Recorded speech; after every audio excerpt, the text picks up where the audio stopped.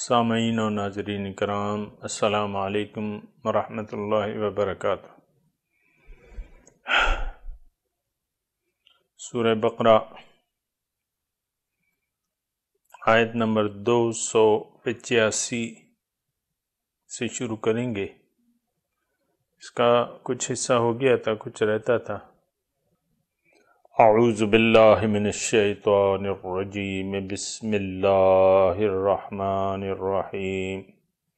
آمن الرسول بما انزل الیہ من ربہ والمؤمنون کل آمن باللہ وملائکتہ وکتبہ ورسلہ لا نفرق بین احد من رسلہ وقالوا سمعنا واطعنا غفرانک ربنا وإلیک المصیر۔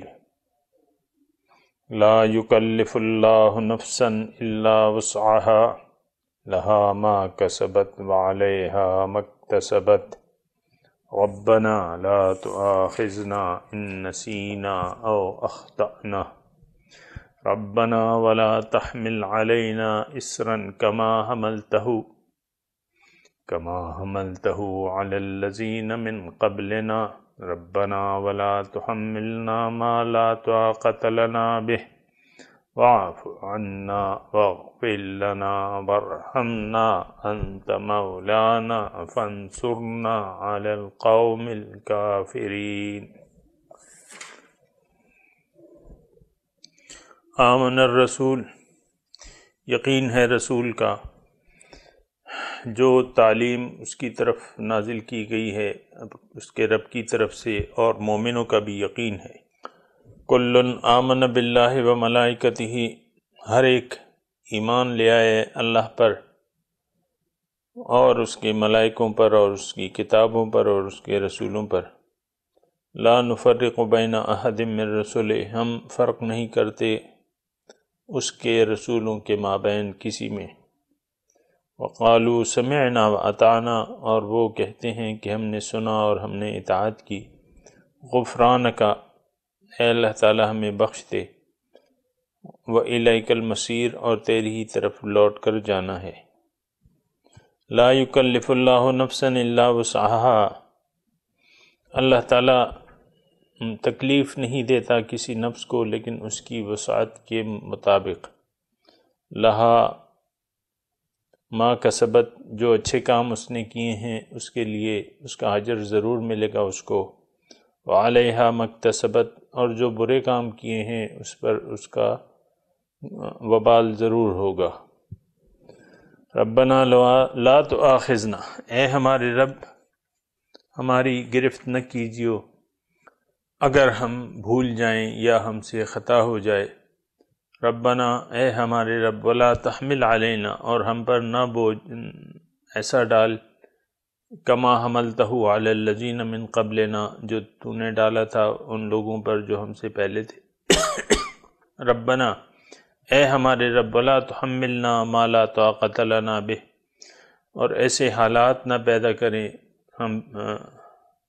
ہمارے لیے جس کو برداشت کرنے کی طاقت ہم میں نہ ہو۔ واعف عنا، ہم سے درگزر کیجیے۔ واغفر لنا، ہماری خطاؤں کو بخش دیجیے۔ وارحمنا، ہم پر اپنی رحمت کیجیے۔ انت مولانا، تو ہی ہمارا کارساز ہے۔ فانصرنا علی القوم الکافرین، پس آپ مدد کریں ہماری قوم کافروں پر۔ سامعین کرام، آپ کو میں نے بتایا تھا اس کا نزول جو ہے ہجرت سے تقریباً 1 سال پہلے 11 ہجری 11 نبوی میں، اور مشکل حالات تھے، بظاہر مشکل حالات تھے، لیکن اس مشکل حالات میں بھی یعنی وہ نقشہ اللہ تعالی ہمیں بتا رہا ہے کہ آمن الرسول، و رسول کا یقین ہے، جو تعلیم اس پر نازل کی گئی ہے اس کے رب کی طرف سے، اور مومنوں کا بھی یقین ہے، اور ہر ایک اس میں سے ہر ایک کا پورا یقین ہے اللہ پہ اور اس کے فرشتوں پر اور اس کی کتابوں پر اور اس کے رسولوں پر، اور وہ یہ کہتے ہیں کہ ہم ان رسولوں کے مابین کسی میں تفریق نہیں کرتے، سب پر ہمارا ایمان ہے۔ یہاں تک مضمون ہو گیا تھا سامعین اکرام۔ وقالوا سمعنا واطعنا غفرانک، یہ آج کا مضمون یہاں سے ہے۔ یہ کہتے ہیں کہ ہم نے سنا اور ہم نے اطاعت کی۔ غفرانک، نطلب غفرانک، یہاں ایک لفظ محذوف ہے، غفرانک سے پہلے نطلب، ہم چاہتے ہیں تیری بخشش، اے ہمارے رب ہم تیری بخشش چاہتے ہیں اور تیری طرف لوٹ کر آنا ہے۔ ایک حدیث جو ہے اس کا تذکرہ میں کرنا چاہوں گا کہ جب یہ آیت نازل ہوئی کہ ان تبدوا ما فی انفسکم او تخفوہ یحاسبکم بہ اللہ، کہ اگر تم ظاہر کرو جو تمہارے دلوں میں ہے یا چھپاؤ اس کو، اللہ تعالیٰ تمہارا محاسبہ کرے گا۔ تو یہ آیت جب نازل ہوئی تو اصحاب کرام کا چونکہ ہر بات پر یقین تھا اور ہر بات قرآن کے ہر حکم کو پوری طرح وہ لیتے تھے، ہماری طرح نہیں کہ یعنی سر سے گزر جاتا تھا۔ ہمارے تو سر سے گزر جاتا ہے کلام اللہ، جو ہے ہمارے سر سے گزر جاتا ہے، ہم اس پر نہ غور کرتے ہیں نہ فکر کرتے ہیں، اور نہ اس میں اپنے لیے عمل کی کچھ ہدایت پاتے ہیں، من چاہی زندگی گزار رہے ہیں۔ تو اصحاب کرام کا یہ طریقہ نہیں تھا۔ ان کا تو طریقہ کیا تھا کہ آمن الرسول بما انزل الیہ من ربہ والمؤمنون، یقین ہے رسول کا بھی اور مومنوں پر جو تعلیم نازل کی گئی ہے۔ تو قرآن کو وہ عمل کے لیے پڑھتے تھے سامعین کرام، یعنی قرآن کے ہر حکم کے ظاہر و باطن پر وہ عمل کرتے تھے۔ ظاہر ہے کہ قرآن ہدایت تھی اور وہ لوگ ہدایت چاہتے تھے اور اللہ تعالیٰ کی بخشش کے طالب تھے۔ تو یہ جو آیت جب نازل ہوئی تو مکی دور کا واقعہ ہے، تو اصحاب کرام حضور صلی اللہ علیہ وسلم کے سامنے گھٹنے ٹیک کے بیٹھے اور عرض کی کہ یا رسول اللہ، ہم جو ظاہر اعمال ہیں اس پہ تو ہمارا اختیار ہے، لیکن جو دل میں ہمارے گزرتا ہے تو اس پہ تو ہمارا اختیار نہیں ہے، تو اس آیت پر ہم کیسے عمل کریں گے؟ اللہ تعالیٰ فرما رہے ہیں ان تبدوا ما فی انفسکم او تخفوہ یحاسبکم بہ اللہ۔ تو حضور صلی اللہ علیہ وسلم نے قدر ناراضگی سے ان کو کہا کہ کیا تم یہ کہنا چاہتے ہو کہ جو یہود نے کہا تھا کہ قالوا سمعنا وعصینا، بلکہ تم یہ کہو کہ سمعنا واطعنا، یعنی اللہ کے حکم کے سامنے تم سر خم تسلیم کر دو۔ دوسری بات یہ ہے، حضور نے فرمایا کہ اللہ تعالیٰ اپنے بندوں کے حال پر واقف ہے اور وہ جلد ہی اس کی وضاحت نازل کر دے گا۔ تو پھر اور تم یہ کیوں نہیں کہتے کہ سمعنا واطعنا غفرانک ربنا والیک المصیر، یہ تم کیوں نہیں کہتے؟ یعنی تمہیں چاہیے یہ کہ جو حکم نازل ہو تو اللہ تعالیٰ اپنے بندوں کے حال پر واقف ہے، وہ آپ کے لیے کوئی وضاحت اس کی تفصیل نازل کر دے گا، تم اتنی جلدی کیوں کر رہے ہو؟ انتظار کرو کہ اللہ تعالیٰ کی منشا کیا ہے اس سے، اور کہو کہ سمعنا واطعنا۔ تو انہوں نے سب نے یک زبان ہو کے کہا کہ سمعنا واطعنا غفرانک ربنا۔ تو یہ حدیث کا مفہوم ہے۔ تو یہ طریقہ، یہ عادت اللہ تعالیٰ کو پسند آئی مسلمانوں کی، اور اس نے یعنی قرآن میں بھی اس کا ذکر کر دیا کہ وقالوا سمعنا واطعنا غفران۔ قالوا، ذرا توجہ کریں نا انداز کو، وقالوا، وہ یہ کہتے ہیں آمن الرسول بما، یعنی یہ آیت پھر اس کے بعد نازل ہوئی ہے سامعین کرام، لیکن یہ توجہ رہے کہ یہ آیت جو ہے یہ اس سے اگلی آیت کی ناسخ نہیں ہے۔ بعض لوگوں نے اس کو ناسخ و منسوخ لکھا ہے، نہ ناسخ ہے نہ منسوخ ہے، بلکہ اگلی آیت جو ہے پھر یہ اس کی تھوڑی سی تفصیل ہے۔ لا یکلف اللہ نفسا الا وسعہا میں وہ تفصیل آئے گی۔ آپ کو یعنی اس کا تو میں نے آپ کو مطلب بتایا تھا، لیکن اتنا آپ نوٹ کر لیں کہ اس میں ناسخ و منسوخ نہیں ہے، اب بھی یہی ہے کہ ہمارے دل میں جو بھی ہوتا ہے،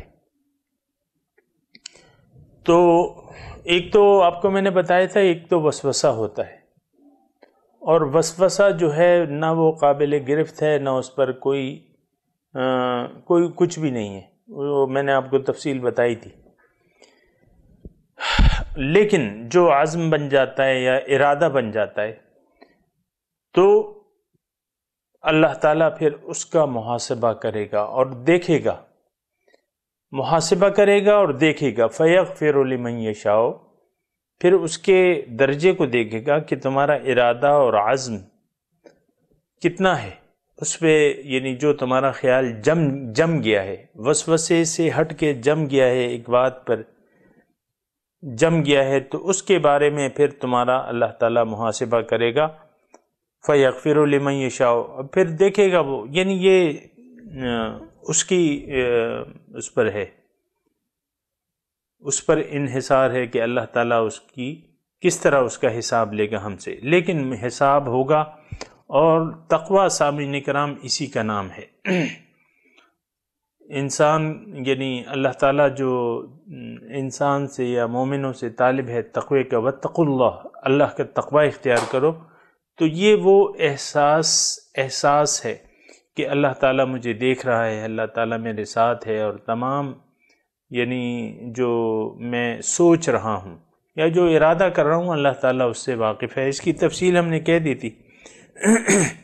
اب آج کا مضمون جو ہے وَقَالُوا سَمِعْنَا وَأَطَعْنَا، یہ مسلمانوں کی بات ہے، اس کا میں نے آپ کو پس منظر بتا دیا۔ اور سامعین کرام،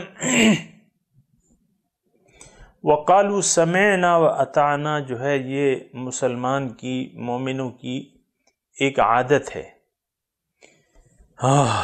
یعنی ان کا ایک رویہ ہے۔ لیکن ہمارا رویہ سامعین کرام، اتنا بھی میں بتا دوں، جس معاشرے میں میں اور آپ رہ رہے ہیں اس معاشرے کا رویہ یہ نہیں ہے، یا وہ یہ نہیں کہتے وَقَالُوا سَمِعْنَا وَأَطَعْنَا۔ ہم تو ہمارے سامنے ایک حکم اگر پیش ہو جائے تو پھر ہم یعنی بہت سے لوگ ہم میں سے تو پھر دنیا کے طالب ہیں، اپنے ظاہری جاہ و جمال کے طالب ہیں، یعنی آپ کو میں نے کہا نا ہمارے سے تو بہت سے خدائے ہیں، ہماری ظاہری پوزیشن ہمارا خدا ہے، اس کا ہم خیال رکھتے ہیں، پھر ہمارے جو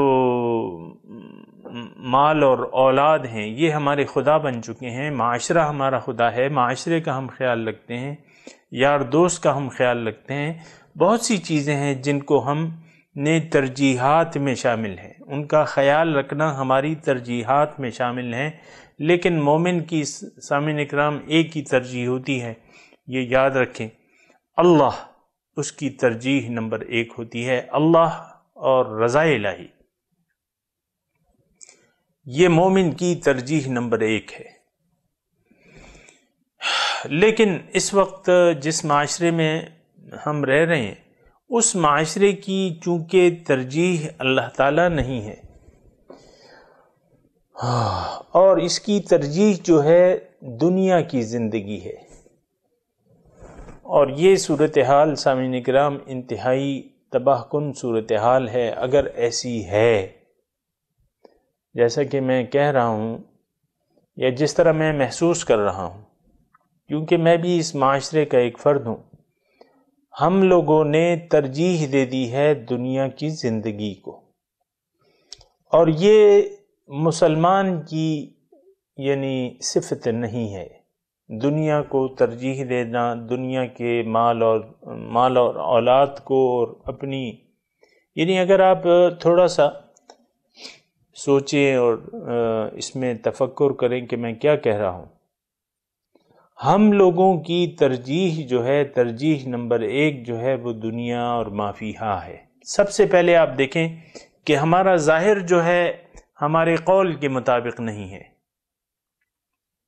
قول ہم کیا ہے؟ قول ہم کہتے ہیں کہ لا اشہد ان لا الہ الا اللہ و اشہد ان محمد عبدہ و رسولہ، یہ کلمہ ہم پڑھتے ہیں نا، اس میں کیا ہے؟ اللہ تعالیٰ کی توحید کا اقرار ہے، شہادت ہے، اور دوسرے حصے میں جو ہے حضور صلی اللہ علیہ وسلم کی اتباع کا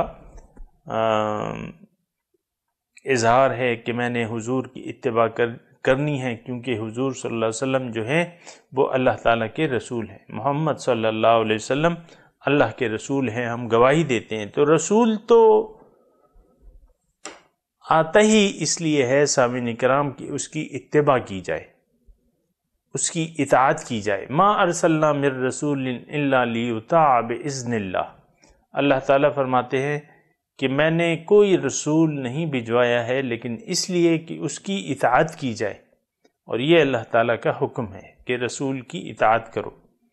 اور یہ حکم جو ہے ایک جگہ تو نہیں ہے، اطیعوا اللہ و اطیعوا الرسول و اولی الامر منکم، اللہ کی اطاعت کرو، رسول کی اطاعت کرو، اور تم میں جو صاحبان فیصلہ ہیں ان کی اطاعت کرو۔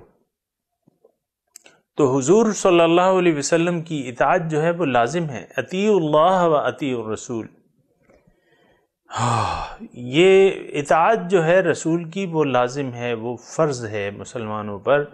وَلَكُمْ فِي رَسُولِ اللَّهِ أُسْوَةٌ حَسَنَةٌ لِمَنْ كَانَ يَرْجُو اللَّهَ وَالْيَوْمَ الْآخِرِ، تمہارے لیے رسول کی زندگی میں عمل کے لیے ایک بہترین نمونہ ہے، اسوہ حسنہ موجود ہے، بہترین نمونہ ہے اتباع کے لیے۔ لمن کان یرجو اللہ والیوم الآخر، جس کو ملاقات ہو اللہ کی امید کی اور یوم آخرت کی، وذکر اللہ کثیرا، اور یہ بہت بہت اللہ تعالیٰ کو یاد کرتا ہو، تو رسول کی زندگی میں اس کے لیے ایک اسوہ حسنہ، ایک بہترین نمونہ موجود ہے۔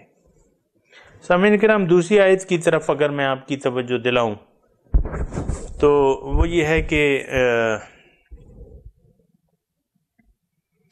قل ان کنتم تحبون اللہ فاتبعونی یحببکم اللہ، اے لوگو اگر تم اللہ سے محبت رکھتے ہو تو قل، آپ کہہ دیجئے ان لوگوں سے، ان کنتم تحبون اللہ، اللہ تعالیٰ سے اگر تم محبت رکھتے ہو، فاتبعونی، میری اطاعت کرو، یحببکم اللہ، اللہ تعالیٰ تمہیں اپنا محبوب بنا لے گا۔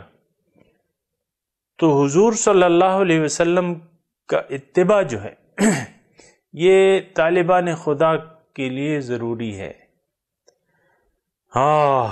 اصل میں تو ہم طالبان خدا نہیں ہیں، طالبان مولا نہیں ہیں، طالبان آخرت نہیں ہیں، تو پھر یہ ہے کہ ہم تو، جو آدمی اللہ کا طالب نہ ہو تو وہ تو پھر دنیا کا طالب ہوتا ہے، ظاہر دنیا کا طالب ہوتا ہے، اور پھر وہ اگر یہ طالب دنیا ہے، سامعین کرام میرے خیال میں الفاظ اتنے وہ نہیں ہیں، مشکل نہیں ہیں آپ کو سمجھنے میں، بار بار میں دہراتا رہتا ہوں، اور اتنی مشکل نہیں ہے سمجھنے میں اس کے لیے۔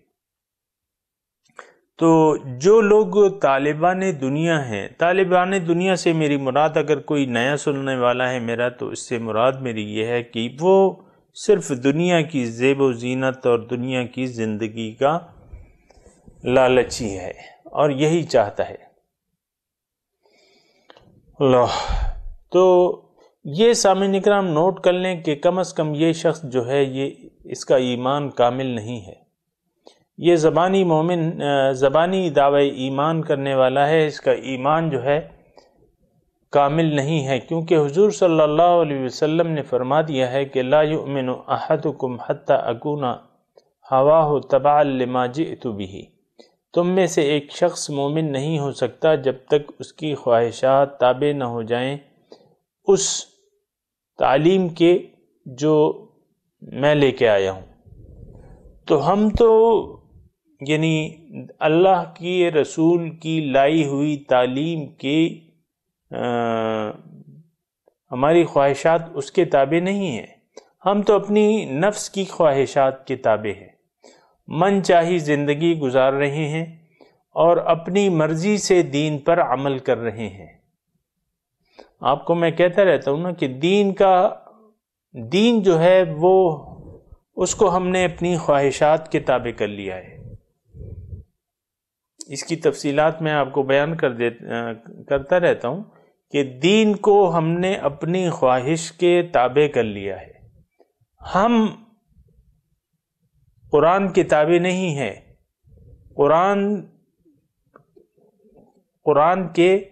قرآن کو ہم نے اپنی خواہشات کے تابع کر لیا ہے. آپ دیکھیں نا، بعض لوگ ایسے ہوں گے کہ ان کی جو کہہ رہے ہیں، جو قول ہے ان کا، وہ صریحاً اسلامی تعلیمات کے منافی ہوگا، لیکن وہ دلائل میں قرآن کو پیش کریں گے، اپنے دلائل میں قرآن کو پیش کریں گے.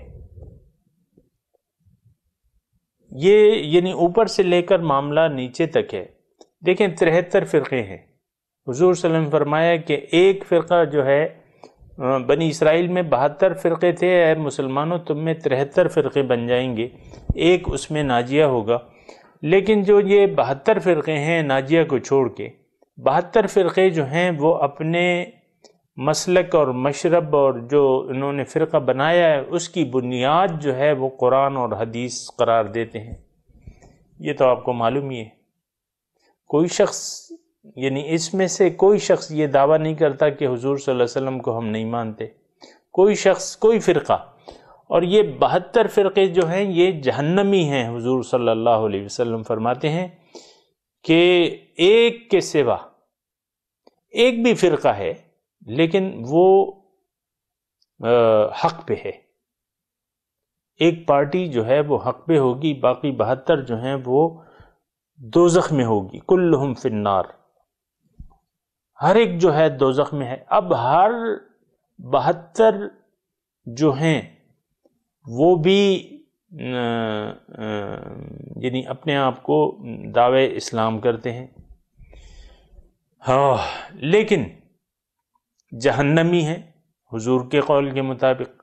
لیکن ہر فرقہ جو ہے وہ اپنے دلائل جو ہے، اپنے نظریات کے دلائل جو ہیں وہ قرآن اور حدیث سے پیش کرتے ہیں. ایون یہ کہ جو کافر مطلق ہیں اور قادیانی حضرات جنہوں نے ایک نئی نبی کی اصطلاح بھی گھڑ لی ہے، وہ بھی اپنی دلیل میں جو ہے، اپنے نبی کی نبوت کے دلیل میں قرآن اور حدیث سے کو پیش کرتے ہیں کہ اس آیت کا یہ مطلب ہے اور اس حدیث کا یہ مطلب ہے. خود نہیں بدلتے، قرآن کو بدل دیتے ہیں. تو سامعین کرام، یہ ساری باتیں جو ہیں وہ سوچنے کی ہیں اور تدبر کی ہیں. مسلمان کا جو ہے وہ ایک طریقہ ہے اور اس کی جو ہے بس ایک ہی بات ہے، سمعنا و اطعنا. آپ کو میں عرض کر رہا تھا کہ ہم یہ نہیں کہتے. زبان سے اگر کوئی کہتا ہے تو ٹھیک ہے، اگر کوئی اپنے عمل سے بھی یہ کہتا ہے تو وہ بھی شخص جو ہے قابل تعریف ہے، شاباش کے قابل ہے، اچھی بات ہے. اگر کوئی یہ کہتا ہے کہ سمعنا و اطعنا، اور ظاہر ہے کہ اس کا شمار جو ہے وہ اہل حق سے ہوگا، لیکن اکثریت جو ہے وہ زبانی قول و اقرار جو ہے ان کا زبانی ہے، اور حقیقت میں ان کا یقین جو ہے وہ قرآن پر نہیں ہے بلکہ ظاہر پر ہے. ظاہر پر یقین ہے، ظاہر کا خیال ہے، ظاہر ان کی ترجیح بن چکی ہے. سمعنا و اطعنا، یہ ایک یعنی مومن کا جو سمبل ہے، اس کی جو فکر ہے، اس کا جو عمل ہے، اللہ تعالیٰ ایک تو اس کی راہ بھی متعین کر رہا ہے اور اس کی تعریف ایک قسم کی کر رہے ہیں. وَقَالُوا سَمِعْنَا وَأَطَعْنَا. یہود نے کہا تھا کہ وَقَالُوا سَمِعْنَا وَعَصَيْنَا، انہوں نے کہا تھا کہ ہم نے سنا لیکن ہم مانیں گے نہیں. جس طرح آج ہم جو ہیں سامعین کرام، آج تقریباً چونکہ حضور صلی اللہ علیہ وسلم نے یہ پیشن گوئی پہلے کر دی تھی کہ تم لوگ یہود کے نقش قدم پر چلو گے، تو ویسا ہی ہو رہا ہے کہ ہم اس کے نقش قدم، ان کے نقش قدم پر، اہل کتاب کے نقش قدم پر چل رہے ہیں، اور یہ بات بھی ہم کر رہے ہیں جو وہ لوگ کر چکے ہیں. وہ لوگ انہوں نے کیا بات کی تھی؟ سمعنا وعصینا، ہم نے سنا لیکن ہم نے نہیں مانتے اس کو. آج بھی سامعین اکرام آپ دیکھیں، تھوڑا سا فکر و تدبر کریں، حق بات اگر آپ کی سمجھ میں آ بھی جائے آپ نے اسے نہیں ماننا۔ میں الفاظ معذرت چاہتا ہوں کہ آپ مخاطب ہیں، لیکن بعض لوگ ایسے ہیں، اس معاشرے میں بعض لوگ ایسے ہیں جو یعنی ان کی جو فکر ہے، زبان سے تو وہ جو مرضی آئے کریں، زبان کا اعتبار نہیں ہے، زبان سے کچھ نہیں ہوتا، لیکن اصل جو چیز ہے وہ تو یقین کی ہے۔ ان کا اس بات پر یقین ہے کہ سمعنا وعصینا، ہم نے سنا لیکن ہم مانیں گے نہیں، مانیں گے لیکن اپنی مرضی سے دین کے احکامات کو مانیں گے، اپنی مرضی سے دین پر عمل کریں گے، اپنی مرضی سے اللہ کی اطاعت کریں گے، اپنی مرضی سے حضور صلی اللہ علیہ وسلم کا اتباع کریں گے۔ جو کام حضور صلی اللہ علیہ وسلم کا ہمیں پسند ہے وہ تو کریں گے، جو نہیں پسند اور جو ہماری خواہشات کے خلاف ہے وہ ہم نہیں کریں گے، ساری عمر نہیں کریں گے۔ یہ بعض باتیں میں آپ کو بتاتا رہتا ہوں، لیکن یہ ہے کہ یہ صرف یعنی کوئی یہ نہ سمجھے کہ میں یعنی ایک چیز کے پیچھے پڑا ہوں، مختلف باتیں ہیں، مثال کے طور پہ کوئی نہ کوئی بات تو کرنی ہوتی ہے۔ مثال کے طور پہ آپ دیکھیں، اکثریت معاشرے کی جو ہے وہ داڑھی شریف کے بغیر ہے۔ مثال کے طور پہ چیزیں بہت ہیں سامعین اکرام، یہ تو یعنی داڑھی صرف ایک سمبل کے طور پہ میں نے لیا آپ کو، یعنی بہت سے لوگ جو ہیں وہ داڑھی منڈوا رہے ہیں، اکثریت جو ہے معاشرے کی وہ داڑھی کے بغیر ہے۔ دعویٰ ان کا کیا ہے کہ ہم مسلمان ہیں، دعویٰ کیا ہے کہ ہم حضور کے امتی ہیں، دعویٰ کیا ہے کہ ہم اللہ کی اطاعت کرتے ہیں، رسول کی اطاعت کرتے ہیں، دعوے تو یہ ہیں، لیکن آپ دیکھیں کہ 60-70 سال گزارتے ہیں۔ بہت سے مردوں کی آپ نے شکل دیکھی ہوگی، آخری جو دیدار ہوتا ہے تو ان کے چہرے پر داڑھی نہیں ہوتی۔ آخر عمر میں آج کل یہ ٹرینڈ چل نکلا ہے، آج کل جب انسان کام سے نکل جاتا ہے تو بس وہ پھر داڑھی بھی رکھ لیتا ہے، اور جو نوجوان ہیں تو وہ ان میں داڑھی رکھنے کا ٹرینڈ نہیں ہے، اور جو بہت دانشور کہلاتے ہیں وہ لوگ تو داڑھی رکھتے ہی نہیں ہیں۔ یعنی آپ دیکھ لیں مثال کے طور پہ، ویسے ہی میں کسی پہ انگلی نہیں اٹھا رہا، لیکن ویسے ہی میں کہہ رہا ہوں، ہماری جو معاشرے کی کریم ہے، اسمبلی میں جو لوگ بیٹھے میں آپ دیکھیں کتنے اشخاص جو ہیں ان میں ان کے چہرے پر داڑھی ہے، کتنے آپ کے وزیر اعلیٰ ہیں جو داڑھی والے ہیں، کتنے آپ کے وزیر اعظم ایسے گزر چکے ہیں۔ آپ دیکھ لیں اپنے جتنے بھی پاکستان کے جو اسلام کے نام پہ وجود میں آیا تھا، اور اس لیے وجود میں آیا تھا کہ یہاں ہم اسلامی اسٹیٹ قائم کریں گے، اور پاکستان کا مطلب کیا، اور لا الہ الا اللہ۔ آپ دیکھیں آپ کے کتنے صدور کی داڑیاں تھیں، آپ دیکھیں کہ آپ کے کتنے وزرائے اعظم کی داڑیاں تھیں۔ آپ ایک مجھے جرنیل آرمی چیف بتا دیں جس کی داڑھی تھی۔ آپ اپنے بڑے بڑے ڈپارٹمنٹ میں جو ہیڈ بیٹھے ہوئے آپ دیکھیں، کسی کی آپ مجھے انگلی پہ اگر گنوائیں تو گنوا سکیں گے، ورنہ اکثریت جو ہے وہ داڑھی کے بغیر ہے۔ میں یہ نہیں کہہ رہا کہ داڑھی میں اسلام ہے، یا داڑھی رکھ کے کوئی مسلمان ہو جاتا ہے، حقیقی مسلمان ہو جاتا ہے، ایسی بات نہیں۔ بہت سے لوگ داڑھی رکھ کے داڑھی کے نیچے ان کے شیطان جو ہے چھپے ہوتے ہیں۔ داڑھی صرف یعنی میں آپ کو کہہ رہا ہوں کہ داڑھی میں اسلام نہیں ہے، اسلام میں داڑھی ہے۔ اچھا، پھر جو لوگ داڑھی رکھتے بھی ہیں وہ اپنی مرضی سے رکھتے ہیں کہ نہیں جی میں تو اتنی رکھوں گا، میں اتنی رکھوں گا، میں ایسے کروں گا، اس کو میں ایسے کروں گا۔ وہ بھی حضور کی اطاعت نہیں کرتے، وہ اپنی مرضی سے۔ میں نے آپ کو کہا نا، دین ہم نے اپنی خواہشات کے تابع بنا لیا ہے۔ عورتیں حجاب کرتی ہیں، حجاب کی اپنی اپنی تشریحات ہیں عورتوں کی۔ میں یہ نہیں کہہ رہا کہ حجاب میں اسلام ہے، لیکن اسلام میں تو حجاب ہے نا۔ لیکن حجاب، بعض عورتیں حجاب کرتی ہیں، پردہ کرتی ہیں، بعض، لیکن ہر ایک کی پھر اپنی اپنی اصطلاح ہے۔ کوئی چہرے کا پردہ مانتے ہی نہیں ہے کچھ لوگ، حالانکہ چہرہ جو ہے وہی جو زینت کی جگہ ہے. یبدین علیہن، ایسی کوئی آیت ہے اس وقت مجھے یاد نہیں آ رہی، کہ اپنی زینت کو آپ چھپائیں. تو زینت، اب چہرے کا پردہ جو ہے وہ غیر محرم کے آگے آپ نے پردہ کرنا ہے. تو کچھ ہماری خواتین جو ہیں وہ کہتی ہیں نہیں چہرے کا پردہ نہیں ہے. اب دیکھیں یہی وہ اپنے دین کو اپنی خواہشات کے تابع کرنا ہے. کچھ خواتین جو ہیں وہ بالوں کے پردے، بالوں کا بھی پردہ ہے، بال ستر میں شامل ہیں، یہ اس میں تو کوئی کسی کا اختلاف ہی نہیں ہے، لیکن کھلے سر پھرتی رہتی ہیں. پھر بعض عورتیں جو ہیں پھر بوائے کٹ بھی کراتی رہتی ہیں، اچھی خاصی عمر کی عورتیں ہیں وہ بوائے کٹ کراتی رہتی ہیں اور سیلون کھلے ہوئے. میں ہرگز یہ نہیں کہہ رہا کہ جو حجاب والی عورتیں ہیں وہ مومن ہیں، میں یہ نہیں کہہ رہا، لیکن ایمان میں پردہ کرنا داخل ہے. بہت سی عورتیں حجاب کر کے جو ہے اور کام جو ہیں، اسلام کسی یہ آپ یاد رکھیں کہ اسلام 2 3 4 چیزوں کا نام نہیں ہے. میرے سننے والے جو ہیں یہ اپنے ذہن میں رکھ لیں. داڑھی رکھ کے کوئی مسلمان نہیں بن جاتا، حجاب کر کے کوئی عورت مومنہ نہیں بن جاتی.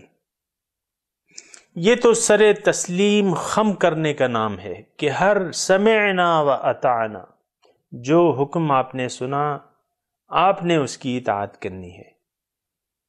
اب اس میں داڑھی بھی ہے، اس میں حجاب بھی ہے، اس میں جھوٹ سچ بولنا ہے، اس میں غیبت نہیں کرنی، اس میں بہتان نہیں کرنا، اس میں اللہ کی راہ میں خرچ کرنا ہے، اس میں اللہ کے واسطے تعلق قائم کرنا ہے، اللہ کے واسطے تعلق کاٹنا ہے، اس میں نماز کی پابندی ہے، اس میں جو ہے آپ نے زکوٰۃ دینی ہے، اس میں آپ نے روزے رکھنے ایک خاص نیت سے.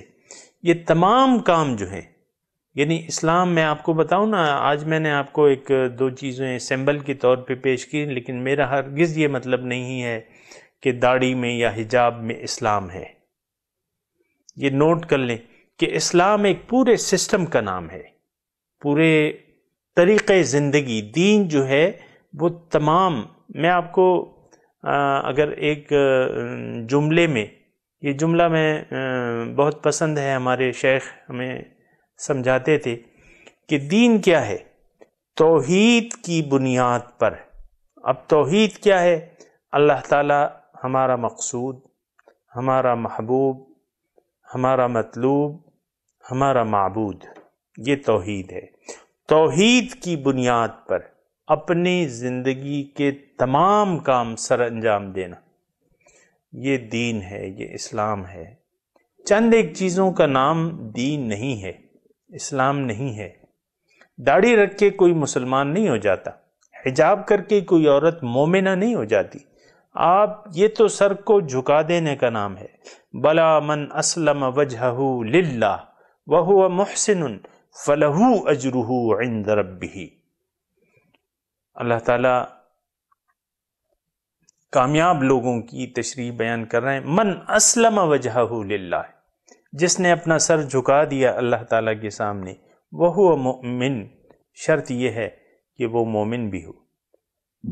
بہت سے آپ دیکھیں گے کہ غیر مسلموں میں یا مسلمانوں میں بھی بعض لوگ ایسے ہیں کہ وہ ذکر اور نماز اور یہ بغیر کسی عقیدہ بنائے ہوئے ذکر و نماز میں لگے ہوئے، تسبیحات ہیں، وظائف ہیں، اور یہ نوافل ہیں، اور بس نماز ختم ہوتی ہے تو نوافل کا وقت ہے تو بس نیتیں باندھ کے کھڑے ہو رہتے. لیکن ان کو تو معلوم ہی نہیں ہے کہ دین کیا چیز ہے، لا الہ کا کیا مطلب ہے، مقصود کیا ہے دین کا، یہ نہیں معلوم. لیکن بس اپنے طور پر وہ عبادات کر رہے ہیں بغیر سوچے سمجھے، بغیر کسی مقصد کا تعین کیے وہ کرے میں، بغیر کسی رہنما کی رہنمائی میں اپنی مرضی سے وہ چند عبادات کر رہے ہیں، اس میں مصروف ہیں. تو سامعین کرام یہ بات جو ہے یہ نوٹ کرنے کی ہے کہ دین اسلام کس چیز کا نام ہے؟ سمعنا و اطعنا. یہ اچھی طرح نوٹ کر لیں، بہت اہم جملہ ہے. سمعنا و اطعنا میں ہمارا تمام دین شامل ہے. وقالوا سمعنا و اطعنا، یہ صفت اگر ہم میں پیدا ہو جائے تو ہم کامیاب ہو جائیں گے. سمعنا و اطعنا. اب جس سے بھی آپ نے سنا، اب یہ انحصار تھوڑی ہے کہ آپ حق بات جہاں سے بھی آپ نے لی، آپ یعنی زیادہ حقدار ہیں کہ اس کو آپ قبول کر لیں اور اس پر آپ عمل شروع کر دیں. آپ نے یہ نہیں دیکھنا کہ کون کہہ رہا ہے، آپ نے یہ دیکھنا ہے کہ وہ کیا کہہ رہا ہے. حضرت علی رضی اللہ تعالیٰ عنہ کا مقولہ ہے کہ لا تنظر الی من قال وانظر الی ما قال. اس کو نہیں دیکھو کہ کون کیا کہہ رہا ہے، اس کو دیکھو کہ وہ کیا کہہ رہا ہے. اب ایک ہندو آپ سے نماز پڑھنے کا کہے کہ بھائی جاؤ نماز کا وقت ہو گیا ہے، نماز پڑھ کے آ جاؤ، تو آپ اس بنا اس کی بات پر یہ نہیں کہہ سکتے کہ بھئی یہ ہندو نے مجھے کہا ہے نہ میں نہیں پڑھتا. ہندو آپ کو ایک اچھی بات بتا رہے ہیں، آپ اس پر عمل کر لیں، تو آپ کا نماز آپ کا فریضہ ہے، یہ تو آپ اس کا شکریہ ادا کریں. حضور صلی اللہ علیہ وسلم فرماتے ہیں کہ کلمۃ الحکمت ضالۃ المؤمن. حکمت کی بات جو ہے وہ مومن کی گمشدہ میراث ہے. جہاں بھی وہ اسے پائے وہ زیادہ حقدار ہے کہ وہ اس کو قبول کر لے، اس کو لے لے، وہ زیادہ. تو حکمت کی بات آپ کو جو بھی بتائے. ہاں یہ ایک الگ بات ہے کہ اگر آپ نے دین پر عمل کرنا ہے تو آپ نے درست رہنما کا انتخاب کرنا ہوگا. صحیح رہنما کیا دامن پکڑنا ہوگا. بہت سے لوگ جو ہیں آپ کو اچھی باتیں بتائیں گے، لیکن اس پہ یعنی آپ ان کی مکمل ان کا دامن نہیں تھام سکتے. جس آدمی کا قول اور فعل میں تضاد ہو اس سے آپ نے کنارہ کشی ہی اختیار کرنی ہے. یہ مضمون جو ہے یہ دوسرا ہے. ایک اچھی بات جہاں بھی آپ کو ملے آپ اس کو لے لیں، لیکن آپ نے اگر اللہ تک رسائی حاصل کرنی ہے تو سب سے پہلے الرفیق ثم الطریق، کہ پہلے رفیق کو بنانا ہے اور پھر راستے پر چلنا ہے. راستے پر چلنے سے پہلے ایک رہنما کا انتخاب آپ نے ضرور کرنا ہے.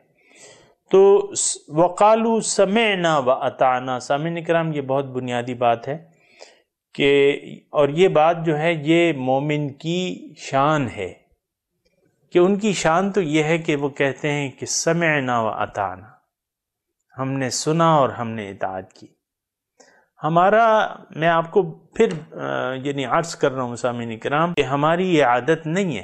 ہم سنتے ہیں پھر سوچتے ہیں کہ بھئی اس جو میں نے بات سنی ہے اس پر عمل کرنے سے میری شخصیت میں تو کوئی فرق نہیں آئے گا.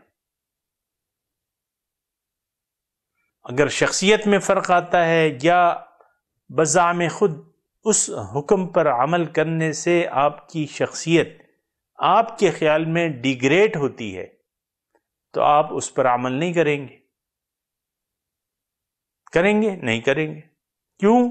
کہ آپ کی وہ شخصیت پر دھبا لگتا ہے آپ کے ذہن کے مطابق. آپ کا مثال کے طور پہ میں کہتا ہوں کہ کوئی بھی آپ لے لیں، داڑھی کا میں نے ذکر کیا، اس کی میں نے تفصیل بھی بیان کی. آج آپ کا وزیر اعظم ہے مثال کے طور پہ، تو اس کو اگر 100 مفتی جمع ہو کے کہیں کہ داڑھی رکھنا سنت نبوی ہے تو کیا وہ رکھ لے گا داڑھی؟ نہیں. سمعنا و اطعنا نہیں ہے. میں صرف یہ مثال کے طور پہ وزیر اعظم کی مثال پیش کر رہا ہوں. جو بھی وزیر اعظم،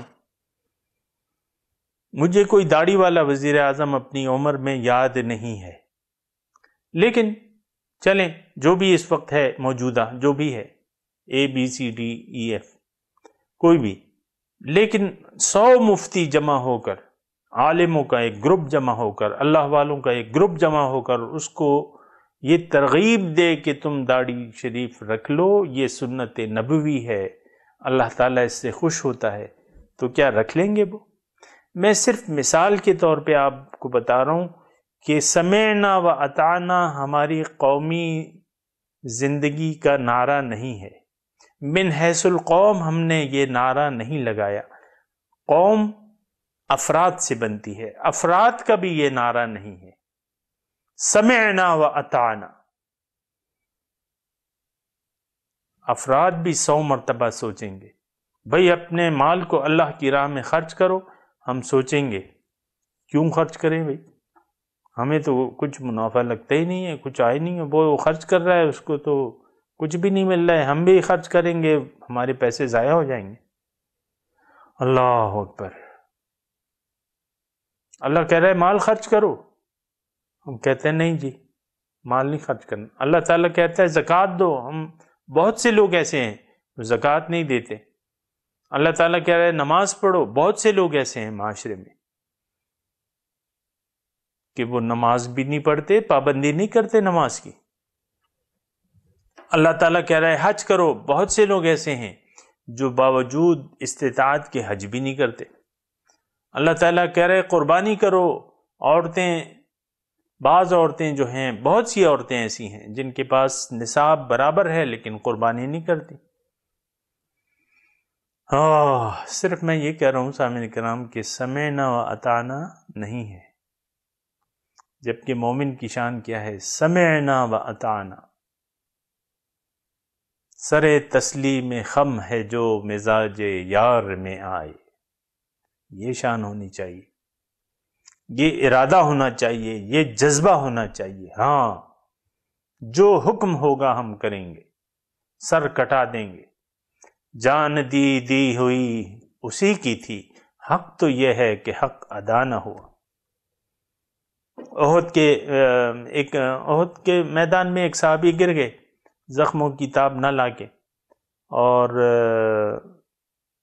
اب یہ دیکھیں یہ ان اصحاب کرام کا نظریہ کیا تھا؟ وہ اللہ کے لیے جی رہے تھے، اللہ ہی ان کا مقصود تھا، مطلوب تھا۔ ان کی جان جو ہے وہ جان فروخت کر چکے تھے اللہ پہ، گر گئے، اٹھ نہیں سکتے تھے، اپنے آپ کو گھسیٹتے لے گئے۔ حضور صلی اللہ علیہ وسلم کے قدموں پہ سر رکھ کے کہا فزت برب الکعبہ، رب کعبہ کی قسم ہے کہ میں کامیاب ہو گیا۔ یہ جذبہ تھا سامعین کرام۔ ایک اور غزوے کا واقعہ، ایک صحابی کے ایک تیر لگ گیا، اس کے جسم سے خون کا فوارہ ابلنے لگا۔ انہوں نے جلدی سے وہ خون جو تھا اپنے چہرے پر مل لیا اور کہا فزت برب الکعبہ، رب کعبہ کی قسم ہے کہ میں کامیاب ہو گیا۔ تو سمعنا و اطعنا، ہم نے سنا، ہم اطاعت کریں گے، بس جو حکم بھی ہو ہم نے اطاعت کرنی ہے۔ یہ ایک جذبہ ہے سامعین کرام جو جو مطلوب ہے، اللہ تعالیٰ کو مطلوب ہے اور محبوب ہے۔ مسلمانوں کی یہ عادت، یہ نعرہ وَقَالُوا سَمِعْنَا وَأَطَعْنَا، وہ کہتے ہیں کہ ہم نے سنا اور ہم نے اطاعت کی۔ غفرانک ربنا، اب انسان ہیں ہم، غلطیاں ہوں گی تو ہم اپنی غلطیوں کی، اے ہمارے رب ہم سے جو غلطیاں ہوں، نطلب غفرانک، ہم آپ سے اپنی غلطیوں کی معافی چاہتے ہیں۔ انسان ہے اور نفسیز کے ساتھ ہو سکتا ہے کچھ غلطیاں ہو جائیں۔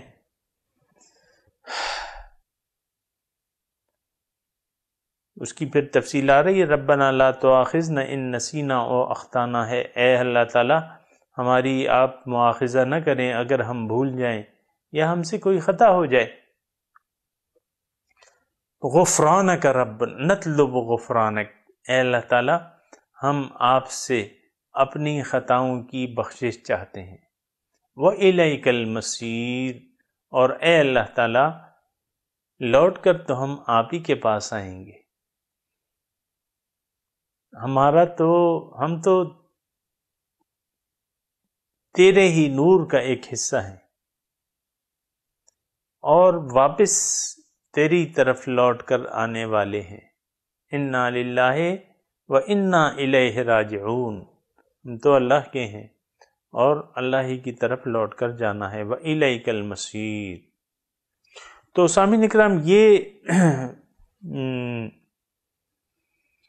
اللہ تعالیٰ نے پھر یہ تفصیل بھجوائی ہے، تو اس سے ایک بات یہ نوٹ کر لیں کہ نہ یہ آیت جو ہے، یعنی جو اب آ رہی ہے لا یکلف اللہ نفسا الا وسعها، یہ پچھلی آیت کی ناسخ نہیں ہے، بلکہ یہ اس کی تفصیل ہے۔ اللہ تعالیٰ کہہ رہا ہے کہ کوئی بات نہیں، تمہیں تو میں اتنا ہی تمہاری مقدور سے زیادہ تمہیں پابند نہیں کرتا، تمہاری جو وسواس جو تمہارے آ جاتے ہیں تو وہ تو میں نے بخش دیے ہیں، اس کا تو کوئی حساب ہی نہیں ہے، لیکن جو تم ارادہ بنا لو، جو عزم ہو جائے برے کام کا، تو پھر نیک کام کا بھی عزم ہو جائے تم نے کیا نہ ہو، برے کام کا عزم ہو جائے تم نے کیا نہ ہو لیکن عزم ہو، تو پھر اس پہ تو مواخذہ ہوگا۔ پھر اللہ تعالیٰ پھر وہ ہے کہ یحاسبکم بِاللہ، اللہ تعالیٰ تمہارا محاسبہ کرے گا کہ تمہارے دل میں جو کچھ ہے وہ کتنے درجے کا ہے، کتنا پختہ ارادہ ہے۔ ایک حضور صلی اللہ علیہ وسلم کی ایک حدیث کا مفہوم آپ کے سامنے میں بیان کروں۔ حضور فرماتے ہیں کہ بعض وقت جو ہے وہ قاتل اور مقتول دونوں جہنمی ہوتے ہیں۔ تو صحابہ نے پوچھا کہ حضور یہ قاتل تو ٹھیک ہے جہنمی، لیکن مقتول کیسے جہنمی؟ یعنی قاتل نے مقتول کو قتل کر دیا تو دونوں جہنمی، حضور فرماتے ہیں دونوں جہنمی ہیں۔ حضور نے فرمایا کہ جو مقتول تھا اس نے لڑتے وقت ارادہ تو کیا تھا، لیکن یہ الگ بات ہے کہ جو قاتل تھا وہ اس کا وار ذرا پہلے آ گیا، لیکن وہ ارادہ تو کر چکا تھا۔ اب دیکھیں اس ارادے پہ وہ جہنمی ہو گیا۔ تو سامعین کرام، بات سمجھنے کی ہے، اتنی مشکل نہیں ہے۔ ارادہ، بد ارادہ، یعنی آپ نے ایک عزم کر لیا تو پھر اللہ تعالیٰ اس کا مواخذہ کرے گا۔ تو یہ ناسخ و منسوخ اس میں نہیں ہے۔ لا یکلف اللہ، ہاں آپ کی کوئی وسعت نہیں ہے۔ تو یہ ایک قانون ہے سامعین کرام، بڑی دلچسپ مضمون ہے اس میں، کہ اللہ تعالیٰ پابند نہیں کرتا کسی نفس کو، لیکن اس کی وسعت کے مطابق۔ ایک تو یہ ہے کہ اللہ تعالیٰ جو یعنی انسان کی طاقت کے مطابق اس پر بوجھ ڈالتا ہے، اس کی طاقت سے زیادہ اس پہ بوجھ نہیں ڈالتا۔ آگے اس کا وہ تفصیل بھی آئے گی، لا تحملنا ما لا طاقت لنا بہ۔ تو یہ ایک اللہ تعالیٰ کی پالیسی ہے کہ لا یکلف اللہ نفسا الا وسعها۔ اب اس میں ضمناً یہ بیان کر دوں، بعض لوگ دین کو یعنی آج کل ایسا ایک طبقہ لوگوں کا ہے کہ وہ کہتے ہیں کہ آج دین پر پورا عمل نہیں ہو سکتا، جس طرح کے جو اعمال لکھے میں ہیں، جو احکامات ہیں، ان پر اس زمانے میں پوری عمل نہیں ہو سکتا، اس کو کون کر سکتا ہے؟ تو ایسی بات، یہ غلط فہمی پہ مبتلا، یعنی یہ غلط فہمی ہے ان لوگوں کی۔ دین جو ہے وہ قابل عمل ہے۔ حضور فرما چکے ہیں کہ الدین یسر سہلۃ بیضا۔ دین تو یعنی اس میں تو سوال پیدا نہیں ہوتا کہ دین تو اللہ تعالیٰ نے ایک ہمارے لیے دین بنایا ہے، ایک طریقہ کار وضع کیا ہے زندگی کو گزارنے کا۔ تو اللہ تعالیٰ تو ہمارا خالق ہے، مالک ہے، خالق ہے، تو وہ ہم سے زیادہ ہمیں وہ جانتا ہے کہ ہماری کیا طاقت ہے اور کیا نہیں ہے۔ تو یہ دین جو ہے بالکل یعنی انسان کی طاقت کے مطابق ہے۔ سامعین کرام، اگر کسی کی غلط فہمی ہو تو وہ غلط فہمی دور کر لے کہ دین مشکل ہے۔ حضور فرماتے ہیں کہ دین آسان ہے، کیونکہ لا یکلف اللہ تعالیٰ کسی نفس کو تکلیف نہیں دیتا لیکن اس کی وسعت کے مطابق۔ تو دین تو اللہ تعالیٰ نے بنایا ہے، احکامات اس کے ہیں، حرام حلال اس کے ہیں، جو کرنا ہے وہ بھی اس نے بتایا ہے، جو نہیں کرنا، جس سے روکا ہے وہ بھی اس نے بتایا ہے۔ تو یہ ایک سامعین کرام اپنی جس کے ذہنوں میں کوئی اگر خلجان ہے کہ دین کے بارے میں کہ دین تو بڑا مشکل ہے، تو ایسی بات نہیں ہے۔ ہر وہ بات سامعین کرام مشکل ہوتی ہے کہ وہ آپ اس کو عمل نہ کرنا چاہیں یا اس کے مقاصد واضح نہ ہوں آپ کے سامنے، تو پھر وہ بات جو ہے وہ مشکل ہو جاتی ہے۔ لا یکلف اللہ نفسا الا وسعها، یعنی آپ کو میں تھوڑا سا اس بارے میں ایک بات اور بتاؤں کہ ہر وہ بات، دوبارہ میں آپ کو کہہ رہا ہوں، ہر وہ بات، دین آج کل مشکل کیوں لگتا ہے؟ یقیناً میں جب دیکھتا ہوں تو دین مشکل لگتا ہے، دین پر عمل نہیں ہو رہا۔ اس کا مطلب یہ ہے کہ ہم زبان سے تو نہیں کہہ رہے لیکن ہم سمجھتے ہیں کہ دین بڑا مشکل ہے، دین پر عمل نہیں کر رہا ہے، دین کو سیکھنے کی کوشش نہیں کر رہا ہے، احکامات کو سیکھنے کی کوشش نہیں کر رہے، تو اس کا مطلب یہ ہے کہ دین ہمیں مشکل لگتا ہے۔ اور ظاہر ہے کہ آج گناہ جو ہے وہ آسان لگتا ہے، دین جو ہے، نیکی جو ہے وہ مشکل لگتی ہے۔ آج کا معاشرہ ایسا ہے، لوگ گناہوں پر ٹوٹے پڑ رہے ہیں، آپ دیکھیں گناہوں پر ٹوٹے پڑ رہے ہیں، غیبتیں ہو رہی ہیں اور گانے ناچ گانے ہو رہے ہیں اور محفلیں جم رہی ہیں، دوستوں کی غیبتیں ہو رہی ہیں اس میں۔ یعنی ایک بات تھوڑی ہے جو میں آپ کو گنواؤں، اللہ کو جب آپ نے بھلا دیا تو اب تو ظاہر دنیا ہی رہ گئی، دنیا کے پیچھے آپ پڑے رہیں گے، کھا لے اور پی لے اور جی لے، جس نے جتنا کما لیا، کھا لیا، استعمال کر لیا، بس وہ شخص کامیاب ہے ہماری نظر میں۔ تو یہ بہت غلط تصورات ہیں سامعین اکرام جو ہم نے اپنے ذہن میں بنائے ہوئے ہیں۔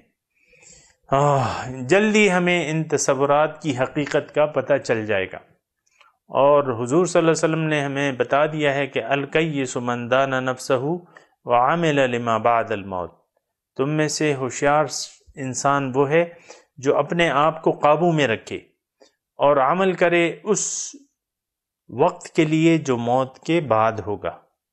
والعاجز من اتبع هواه وتمنى علی اللہ، اور بے وقوف شخص ہے وہ شخص جو اپنی خواہشات نفس کی پیروی کرے، اس کے باوجود اللہ پہ وہ